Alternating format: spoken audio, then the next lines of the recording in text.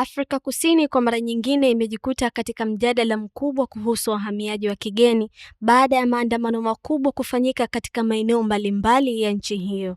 Waandamanaji walijitokeza katika mitaa wakitaka serikali ichukue hatua kali dhidi ya wahamiaji wanaodaiwa kuishi na kufanya kazi nchini humo bila vibali halali. Baadhi ya waandamanaji wanadai kuwa ongezeko la wahamiaji linachangia ukosefu wa ajira, kuongezeka kwa uhalifu na shinikizo katika huduma za kijamii. Wengine wanasema raia wa Afrika Kusini wanapaswa kupewa kipaumbele katika nafasi za kazi na biashara kabla ya wageni.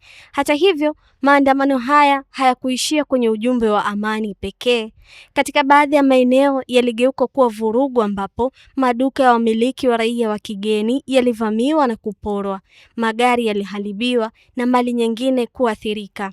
Polisi katika miji mbalimbali walilazimika kuingilia kati ili kudhibiti vurugu hizi na kurejesha hali ya usalama, huku mamia ya watu wakikamatwa kwa tuhuma mbalimbali zinazohusiana na vurugu hizi.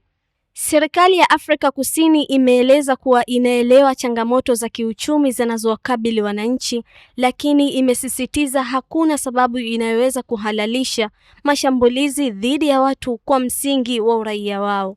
Rais Cyril Ramaphosa amelaani vitendo vya chuki dhidi ya wageni na kutoa wito kwa wananchi kuheshimu sheria, akisisitiza kuwa yoyote atakayekiuka sheria za uhamiaji atashughulikiwa kwa mujibu wa sheria, lakini si kwa kutumia vurugu.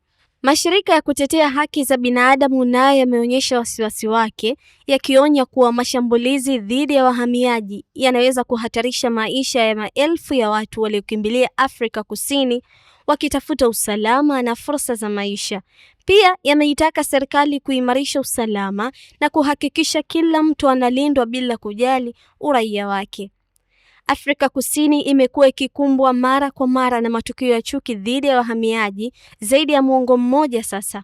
Wataalamu wanasema mchanganyiko wa ukosefu wa ajira, umaskini na hali ngumu ya uchumi umeendelea kuongeza mvutano kati ya baadhi ya wananchi na wahamiaji.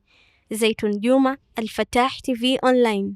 Kutokana na thamani na kujali taarifa kutoka sehemu mbalimbali, Al-Fatah TV Online inaomba ushirikiano wako mtazamaji, kutoka popote ulipo, kutupa taarifa za matukio mbalimbali ili tuyafanyie kazi na kuyarusha hewani, kama vile taarifa, habari, mikasa au matukio. Si hayo tu, pia unaweza kutupa taarifa kuhusu watu wanaokabiliwa na matatizo mbalimbali ya kimaisha ili tuyafanyie kazi kupitia jumuiya yetu ya kutoa misaada muhimu ya kijamii, Al-Fatah Charitable Association Zanzibar.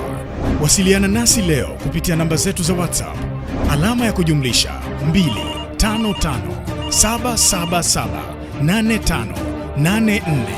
25577858490. Wasilisha kwetu leo, tuifikishe kwa jamii leo. Al-Fatah TV Online, dira ya umma.